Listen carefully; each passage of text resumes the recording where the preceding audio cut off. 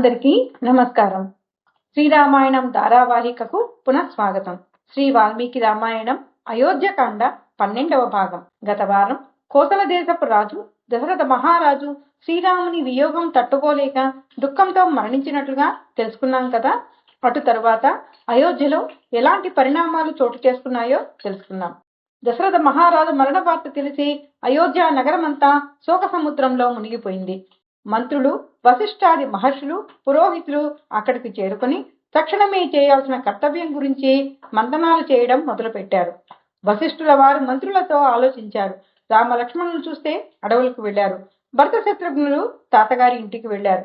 ఈ పరిస్థితులలో మహారాజుకు అంతిమ సంస్కారాలు నిర్వహించడానికి ఎవరూ లేరు కాబట్టి భరతుడు తిరిగి వచ్చే వరకు రాజుగారి శరీరాన్ని తైల ద్రోణిలో ఉంచాలని నిర్ణయించారు. దశరథ మహారాజు పార్థివ దేహాన్ని తైల ద్రోణిలో దించుతుంటే అతని భార్యల గుండెలు పగిలేలా ఏడ్చారు. ఆ రాత్రి అయోధ్య ప్రజలకు కాళరాత్రి అయింది. మరుసటి రోజు అయోధ్యకు కాబోయే రాజును నిర్ణయించడానికి ఋషి పండిత సదస్సు సమావేశమైంది.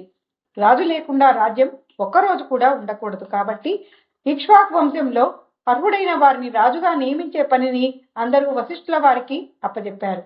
అప్పుడు వశిష్ఠుల వారు భరతుని అయోధ్యకు కాబోయే రాజుగా ప్రకటించారు. అందరూ అందుకు అంగీకరించారు.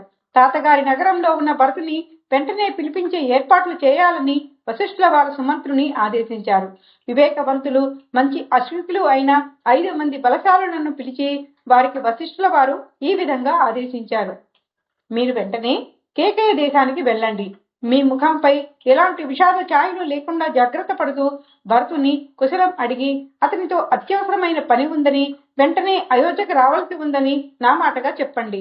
సీతారామ లక్ష్మణులు అరణ్యవాసానికి వెళ్లిన విషయం కానీ, దశరథ మహారాజు మరణించిన విషయం కానీ వారికి ఎట్టి పరిస్థితుల్లో తెలియనీయకండి అని ఆదేశించాడు. దూతలు ప్రయాణమై కేకయ దేశానికి బయలుదేరారు. పర్వతాలు, నదులు దాటుతూ కేకయ దేశ పొలిమేరలను వారు చేరుకున్నారు. ఆ రాత్రి భరతునికి ఓ భయంకరమైన స్వప్నం వచ్చింది.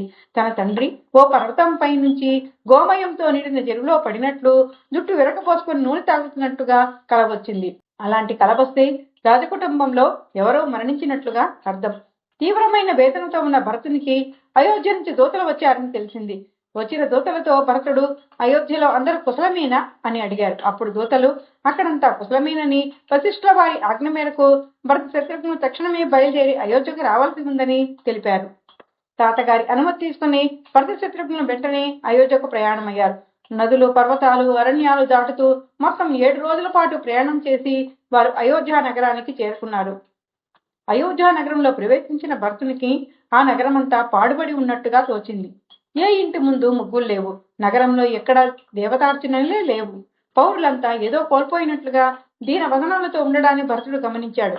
ఏ చెడు వార్త వినాల్సి వస్తుందో అని భయపడుతూనే భరతుడు రాజమందిరం వద్ద రథం దిగి లోనికి ప్రవేశించాడు. అక్కడ తండ్రి గాని, పరివారం గాని ఎవరూ కనిపించలేదు. అక్కడి నుంచి తన తల్లి కైక మందిరానికి వెళ్ళాడు. అక్కడ బంగారు ఆసనంపై కూర్చుని ఉన్న కైక భరతుని చూడగానే సంతోషంతో, నాయనా వచ్చావా, ప్రయాణం బాగా జరిగిందా అంటూ కుశల ప్రశ్నలు వేసింది. ఆమెకు సమాధానమిచ్చి భరతుడు అయోధ్య నగరం ఇలా శోక సముద్రంలో ఉండడానికి కారణం ఏమిటి అని అడిగాడు. అప్పుడు కైక, ఎన్నో యజ్ఞాలు చేసిన పుణ్యాత్ముడు అయిన నీ తండ్రి గారు సకల ప్రాణులు చివరకు ఏ గతిని పొందుతారో అదే గతిని పొందారు. ఆయన కాలం చేశారు అంటూ చావు కబురు చల్లగా చెప్పింది. తండ్రి మరణ వార్త వినగానే భరతుడు పట్టరాని దుఃఖంతో నేలపై పడి ఏడవడం మొదలుపెట్టాడు.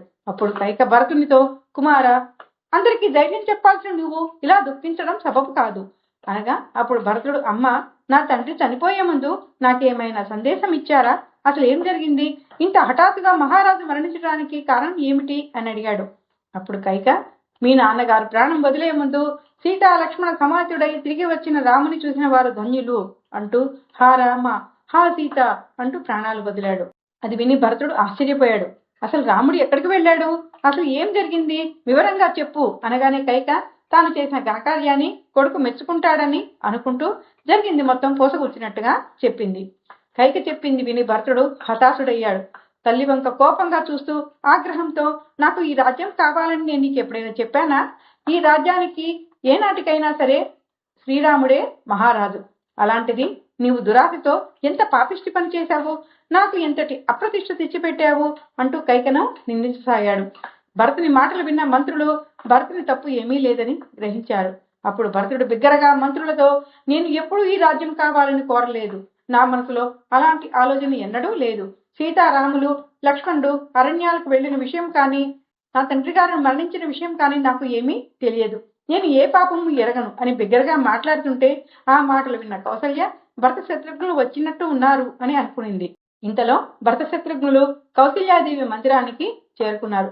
కౌసల్యను కౌగిలించుకుని భరత శత్రుఘ్నులు గొల్లుమన్నారు. అప్పుడు కౌసల్య ఈసడింపుగా, నాయనా, నీవు కోరుకున్న రాజ్యం దక్కింది కదా, సంతోషమేనా అని నిష్ఠూరంగా మాట్లాడుతున్న తల్లిని చూసి భరతుడు పట్టరాని దుఃఖంతో, అమ్మా, రాముడు పాలించవలసిన రాజ్యాన్ని నేను కలలో కూడా కోరుకోను. ఒకవేళ నేను అలా కోరుకున్న వాడిని అయితే నేను ఘోర పాపాలు చేసినటువంటి వారు పొందే దుర్గతులన్నింటినీ పొందుతాను అంటూ దుఃఖించసాగాడు. అది విని కౌసల్య, నాయన, అలాంటి మాటలు మాట్లాడవద్దు అంటూ ఊరడించింది. అలా అందరూ దుఃఖిస్తూ ఉండగానే ఆ రాత్రి తెల్లవారింది. మర్నాడు ఉదయమే వశిష్ఠుల వారు దశరథుని భౌతిక దేహానికి భరతుని చేత శాస్త్రోక్తంగా అంత్యేష్టి సంస్కారాలు నిర్వహింపజేశాడు. 10 రోజులు శుద్ధి తర్వాత 12వ రోజున భరతుడు తండ్రి గారికి శ్రాద్ధ కర్మలు నిర్వహించారు.